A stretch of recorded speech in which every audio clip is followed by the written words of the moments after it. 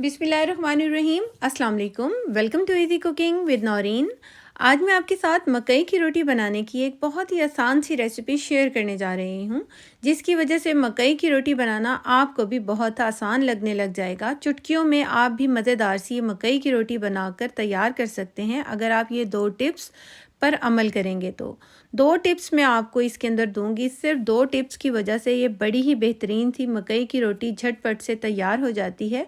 अक्सर घरों में मकई की रोटी को साग के साथ बनाया और खाया जाता है, और कई लोग इसको इसलिए नहीं बनाते कि उनको मकई की रोटी बनाना मुश्किल लगता है। आज उनकी मुश्किल मैं आसान करने जा रही हूँ।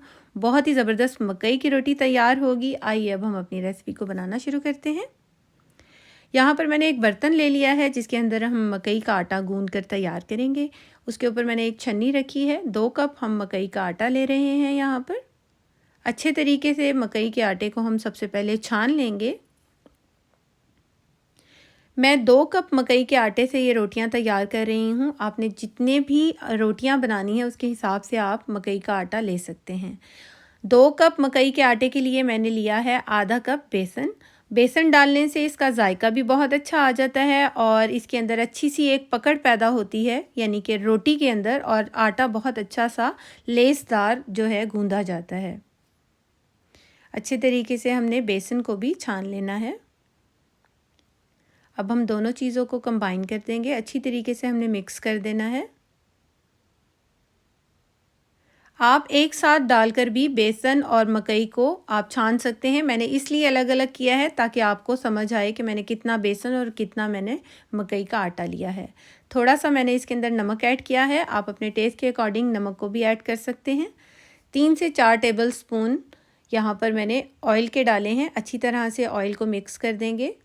हम इस मकई के आटे को नीम गर्म पानी से गूंदेंगे। नीम गर्म पानी से गूंदने से मकई का आटा बहुत अच्छी तरह, इसकी रोटी बहुत अच्छी बनकर तैयार होती है। बहुत अच्छी सॉफ्ट और बड़ी ज़बरदस्त गर्मा गर्म सी ये जब रोटी होती है ना, तो बहुत ही बेहतरीन लगती है जायके में भी, और ये तवे पे डालते वक्त बिखरती भी नहीं है।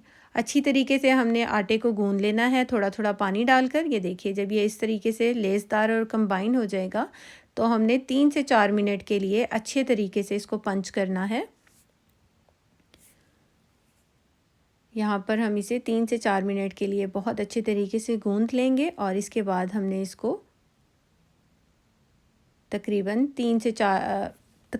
10 से 15 मिनट का हमने इसको रेस्ट देना है। 10 से 15 मिनट के बाद हम इसकी रोटियां बनाना शुरू करेंगे। आप चाहें तो इसको ज़्यादा देर भी रख सकते हैं, लेकिन मैंने इसको सिर्फ 15 मिनट ही रखा है।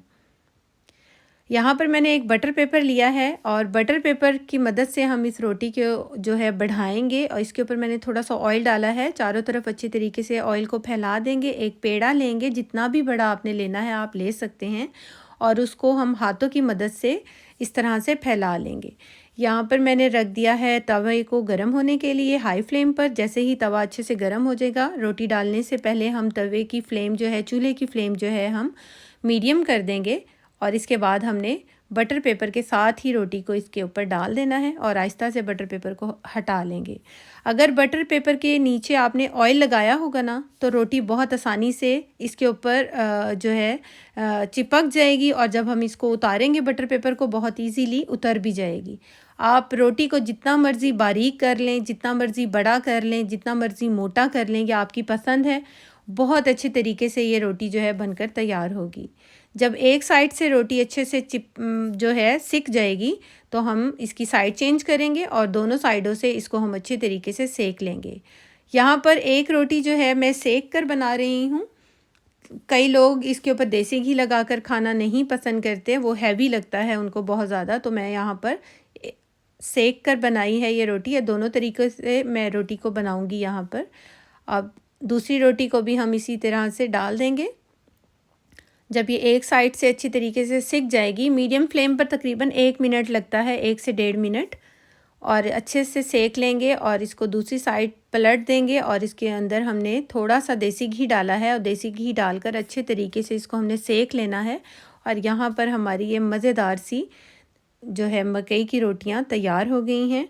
मिनटों में तैयार हो जाती हैं। देखिए, बहुत ज़्यादा मोटी भी नहीं है, और कितनी बारीक सी है, और टूटी भी नहीं है तवे पे डालते वक्त। और ये ज़बरदस्ती हमारी जो मकई की रोटियां हैं बनकर तैयार हो गई हैं।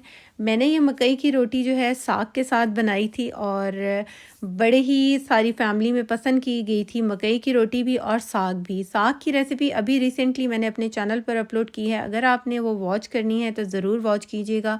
उसका लिंक मैं आपको डिस्क्रिप्शन बॉक्स में दे दूँगी। बहुत ही ज़बरदस्त ये साग बनकर तैयार हुआ था।